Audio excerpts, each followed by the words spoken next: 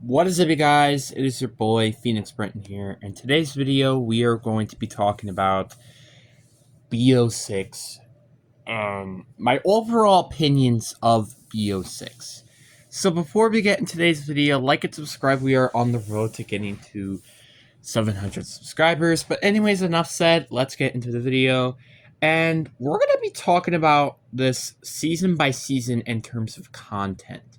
So the reason why I'm going to do this is because I was kind of all over the place with my first video, which is why I kind of want to stay low and like stay where I should be. Where right now we're going to be at like the launch, season 1, season 2, season 3, season 4, season 5. But obviously, with season 6 not being out yet, since they put season 5 reloaded, maybe my opinion could change, but I highly doubt it, with all the round-based maps have all been officially out. But let's just get into the video. And let's start off with the launch content.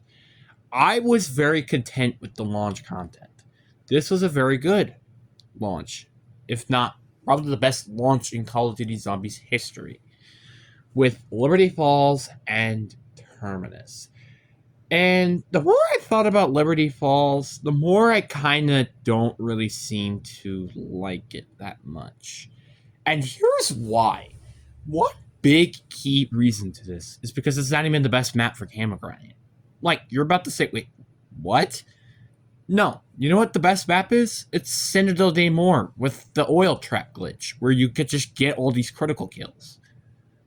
So it's not even the best map in terms of camo grinding. And plus, the worst part about it is that even some camo grinding on that map, which is what it's supposed to be, you can't even do with that map because you have to kill parasites, which aren't in that map. Which, again, I don't know why that's a challenge to begin with. I'm just saying. But anyways, besides that, Liberty Falls is still a very solid map to this day. I do think it's not as good as I thought it was when it was like at launch and even through the DLC cycle. Like, you got a solid Easter egg. It's nothing crazy. It's not great. It's not bad. It's just okay. It's just you're basically collecting canisters and killing HVTs. That is literally all you're doing. It's pretty simple. And the holdout stuff is kind of cool, but I kind of just wish it wasn't the end of the Easter egg and more like a middle or maybe one of the final steps of the Easter egg instead of the last step of the Easter egg. And high rounds on this map are kind of just okay. I really don't really have much to say. The jet gun is a really fun wonder weapon, and I think it's really cool that they actually redesigned what the jet gun is, with obviously the blow mechanic, where you're just exploding the entire jet gun, and then you also have it having infinite ammo and not it when it runs out of ammo, it just completely explodes and you have to re-pick up all the parts. I'm super happy that they didn't do that, obviously, which I think that's very obvious. But I am very disappointed that we did have to see, unfortunately, the Abomination and both the Mangler on this map. Because, again, I'm tired of the Mangler and I'm tired of the Abomination. We saw it in MWC. Nobody wanted to see this back in B06. Overall, 6 out of 10. Very solid experience, but not a great experience. Unlike the other map, which is Terminus. Terminus is arguably one of, I think Terminus, in my opinion, is the best map out of B06. Now, people could completely disagree with me, and I'm really curious to see why you would disagree with that in the comment section. Because, like, seriously, tell me this dead in the eyes.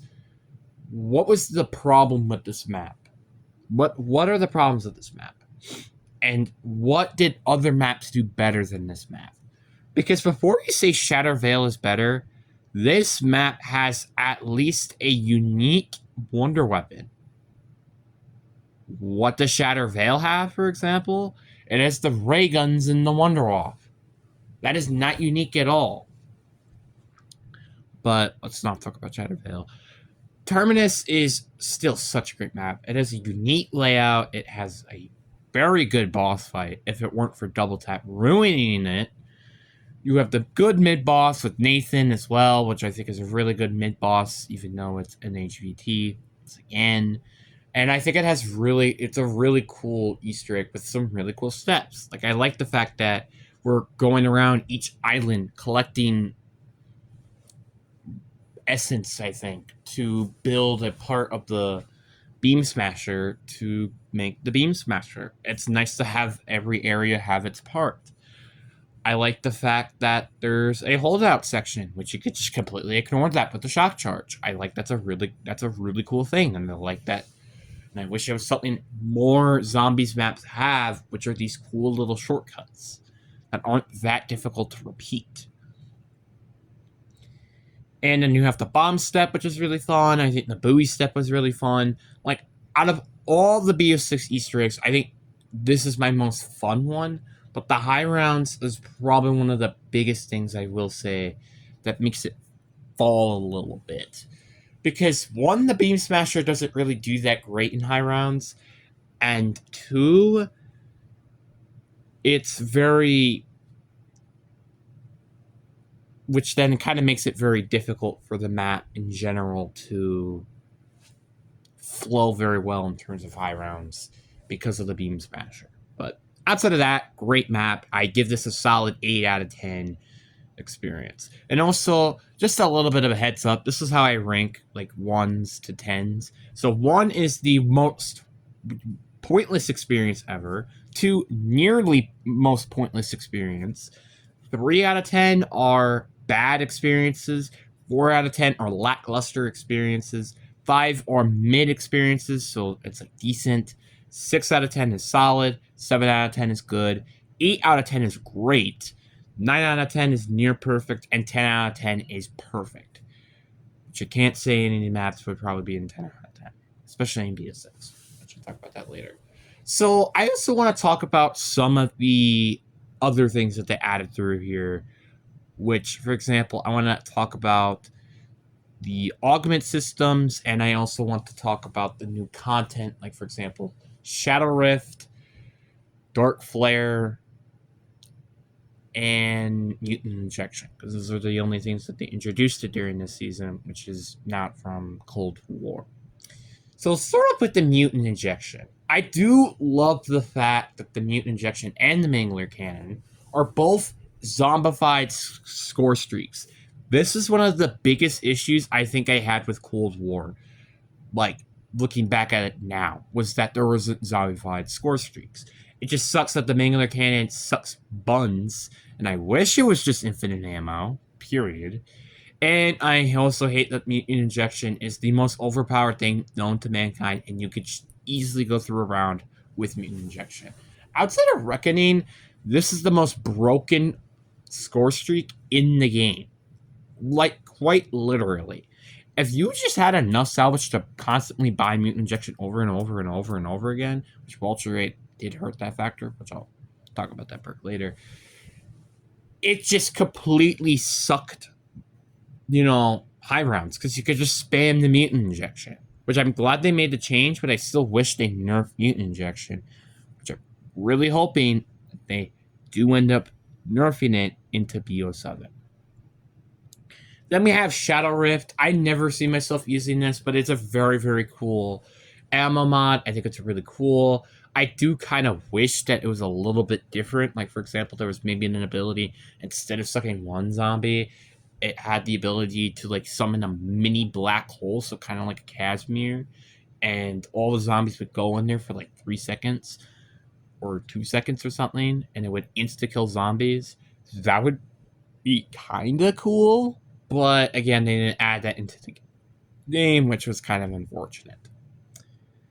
And then there's also Dark Flare, which initially wasn't really that good, but then when it came later with the buff, and obviously with the later rounds, Dark Flare was very, very good and very solid. It just sucks that, everybody runs Ether Shot and Frenzy Guard. And then we have the Augment system, which I think is a really cool idea on paper, but execution-wise, it wasn't that particularly great. The reason why I say that is because I barely changed my augments, at all. There's every now and then I change my augments, but it's like every now and then. I never really changed them that much for obvious reasons. Now let's talk about season 1. So let's just talk about this. So far, I would say rate season 1 a solid, probably 8 to potentially 9 out of 10 experiences with very good maps, or solid maps at that. And, some really good changes. It makes the game feel good and blah, blah, blah. Obviously, I also do think the armor system, which I'll talk about that later, because I think I might talk about that in a different video. I just not a big fan of how you get armor in this game. Then let's talk about season 1. So before we talk about Citadel de More, let's talk about the side content that came with it, which was the Light Med ammo mod and Vulture's Aid. Vulture's Aid, I think, was a perk that we all thought we wanted to see in the game, but after having it for a little bit, obviously I still think it's a really cool perk and I really like it, and I'm happy that it's back to some extent, but to some extent I also so despise this perk. The reason why I despise this perk a lot is because you get ammo with it. It just, again, kind of ruins the purpose of getting different weapons from the box, which was already ruined because of ammo crates. Which I'm not saying ammo crates are a bad thing, I just wish they were more expensive. That's kind of it. But Vulture's Aid does do decent things. Like, I do like the fact that you do get points with them, and the augments with them are pretty cool, and I do like some of them. It just sucks that I always run Peaky Eater, and I kind of mostly run the ability to get more Wonder Weapon ammos. It just kind of sucks that that's kind of all I run. And then the light ammo mod, I actually use that ammo mod quite often, especially on Citadel. The reason why I use it a lot on Citadel is mainly because of the Abomination and the Lightning Incantation. You could just easily ignore it, which is why I use it a lot on Citadel and Shattervale. And it's also very solid too, the fact that you get the heal with them. Obviously, that's depending on what augments you're using. If you're using the damage ammo or augment, then it's completely different than what it's supposed to be. So now let's talk about Citadel de More. And the more I look at this map, the more I still feel like it's just a good map to me. Like, again, you have a very great boss fight, great high rounds. Maybe if the wonder weapons could be, I don't know, a little bit less janky. And, like, you have really great boss fight, great high rounds. I think great ending cutscene, by the way. Also had an intro cutscene, which not any map afterwards had. And it had a cool story to it, which not any of the maps basically did outside of, like, Terminus. And I guess Shattervale to some extent. But now let's kind of get to the bit of the issues. One is obviously the Abomination. It's not that bad on this map because, again, the Lightning Incantation just insta-kills it, which is awesome. But it is still annoying that it's on this map. The Dolagast is a really cool boss, and I really kind of like it. I just hope that we don't see it being spammed in every single map heading into B07. Because for the love of God, I freaking hate seeing it in every single map. But besides the point, very great for the Citadel de More map. I will admit to that. The swords are really cool. The incantations are really cool, and I like to have their own different abilities.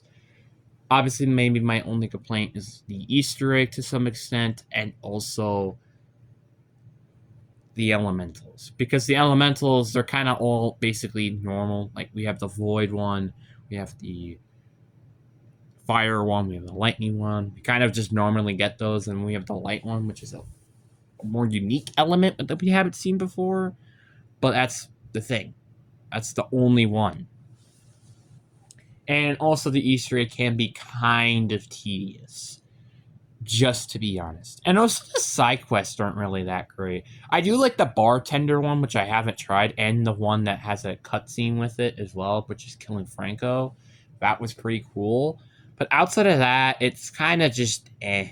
I feel like if the side quest on this map was way better and actually feel rewarding and good, I feel like I probably would honestly say this map might be better than Terminus. But again, due to the fact that the Easter egg is a little bit too long because of how many things you have to grab on this map, and also just kind of the rinse and repeat steps and stuff like that. It makes this map only give me a 7 out of 10 rather than an 8 and potentially a 9 out of 10 experience. And now we have Season 2, which is the Tomb. And let's just get the obvious out of the way. Let's just get the Death Perception perk out of the way. This is the most useless perk in the game. Like, I'm going to be dead honest with you. If there was a perk limit, I would never run Death Perception. Period. Like, I hate Death Perception. And one reason why I hate Death Perception is because it just should have been a perk that came out during launch. This should have not been a perk that was just in the DLC. Like it's brand new content. The augments don't make this anything interesting. Critical Eye is okay, but honestly, I felt like that would have been more fun to see that as a new perk in general than having it as a just depth perception augment. Depth perception, in my opinion, is the worst perk in B06, and I just don't want to see it back. Cold War, at least it was decent, but in this game, it is a steep pile of garbage. Which I can almost say that exact same thing to the Tomb. The Tomb sucked my life and energy of having any good aspirations in terms of this game being great. And it's very simple. It's because of the story. The story on this map felt so bland and stupid. Like, I'm not gonna lie. We just get the artifact, nothing else about it, and then we have to grab stuff from Shatter Vale. It's like, are you kidding me? What is up with this fetch quest? It's like, we should have just had, on Citadel Daymore, we got the artifact. Shatter Vale, we should have gave Sam the artifact. And then the Reckoning, we're supposed to stop Sam. It's not where we're grabbing this thing, then grabbing the Sentinel artifact, which that we're bringing it to Sam, and then we're stopping Sam. You kind of get why I kind of hate this map, because the story could be completely removed from the story, and nothing would change. Because guess what? You could have just put the Sentinel artifact into Citadel Daymore. Oh, does this map have anything interesting that they add into the game? Oh, of course they don't. Obviously, I do think they have cool side Easter eggs, which, like, for example, the Golden Plate Armor one is cool. I also think that the Pack-a-Punch one with the shooting rocks is pretty cool. But outside of that, this is just lame. It's just a poor excuse. The Ice Staff is just abysmal. Why is this back? Like, literally, nobody asked for this. Obviously, we were all excited to see the Ice Staff back, but because of a gameplay perspective, but not in a story perspective. In a story perspective, this makes no sense at all. Why the heck is it here? You could have thrown out the Gorg effects on this map, and I feel like it would have just been just fine, because that's the point. There was literally just no point of this being in here. And also with the Amalgam and the Shock Mimic, which is a quote-unquote new enemy type, is one of the most annoying things on this map. The Dolagas are back, which is also kind of annoying. You kind of just see what I mean by this. They did not introduce a single new enemy type. It is just reused assets from the past 2 years of Call of Duty, which I mean by B06 and Modern Warfare 3. That is very frustrating. And the fact that this is a DLC 2 map, and we were all expecting to get 5 DLCs, makes this even more of a disappointment than we all wanted. Honestly, in my opinion, this deserves a 4 out of 10. If it weren't for high rounds being at least probably the most fun I have and easy, and also the boss fight being unique and cool, I would probably give this a 1 out of 10 experience. But because of these two pretty cool aspects on their own and the side Easter eggs as well, I just can't give this anything higher than a 4 out of 10 experience. What a pathetic mode. Or what a pathetic map with so many baddie things. Even the Easter egg, which I don't even want to talk about it because it's trials and no Ice Staff. That is all I have to say. Now we have season 3. And I'm going to start off with talking about, obviously, the new perk, which is double tap, which I think this is a really good addition on paper. Because now looking at it, this did not help anything. I'm going to be dead honest with you. This perk did basically nothing to help out with the weapons. At first, I thought this was going to make things really good, but no, it didn't. Really, all it did, it just made the shotgun meta even more viable. That is all that did. It made the Maelstrom one of the most broken and overpowered shotguns in the game. Period. Because it's a fully automatic, and it's the only fully automatic shotgun in the game. So it's very frustrating that we went from perks that actually were good and feel like good additions to perks that barely change anything. It's also very annoying that unfortunately any of these augments do not affect wonder weapons. If these augments affected wonder weapons, that would have been really cool, but unfortunately they don't. But I do admit that the body standard perk is pretty cool, but I just wish it was just double tap 2.0, where it's you get double damage, which just means headshots and also body damage, or at least like 80% damage increase or something. I don't know. You could have done something like that, but whatever. Now let's just talk about the map, Shatter Vale. Shatter Vale was a very solid map. I think it's a good map personally. Like I said, one of the biggest problems I have with this map are, one, the reused assets, which aren't, it's like the Abomination, the Manglers. I'm so tired of seeing these, even though they are just there for the Easter egg, for no freaking point at all. And then you have the Elder Disciple back, which I admit it's cool, and it's a little bit more different than that the Disciple was in Cold War, but it is still a Disciple at the end of the day, and it's just a reused asset, unfortunately. And also, I have to talk about the wonder weapons. Are you dead at kidding me? Like, why are we having ray guns with variants again? And then we have a Wonder Waff. Obviously, we were all expecting the Wonder Waff to be on this map, which isn't a shocker. But the ray gun variants, I just don't really care about that much at all. It's cool how they were added. Like, for example, they were from the Dark Ether and blah, blah, blah. But again, it just felt like they were there for fan service. But outside of that, I think this is actually a really good map. Trust me. Don't worry. I like this map. This is a really good map. I like the layout. I like the fact that the toxic zombies feel unique, even though they're sometimes annoying. I do like the fact that the layout feels solid and fluid. I like the Easter egg. The Easter egg is really cool and fun. And again, it has one of my favorite steps, I think, out of any map, with the getting a perk, or getting the drink bottle. Sorry, not a perk bottle. Getting a drink bottle from a brain rot zombie on the bar in the map, which I think is pretty freaking cool. I like the fact that we're hitting valves, which are outside of the map. I think that's pretty cool too. I like these simple, cool aspects to a map like this. It's like, it might be a little bit hard to figure it out at first, but it's very cool to look and realize. And also, high rounds on this map are also pretty fun too. And I also have to talk about is the Z-Rex boss fight. Arguably the best designed boss zombie of all time. I also think it's probably, since the Patient 13 boss fight was ruined because of double tap, this might be one of my favorite boss fights in the game because of how it plays. It's very not easy, but it also is still beatable at that. 7 out of 10, very good experience. Now we have Season 4, which I'll talk about Shatter Blast first, because I cannot wait to just ramp and destroy Grief. But Shatter Blast is terrible. It's garbage. What the heck is this? This is just so... It feels like a different ammo mod.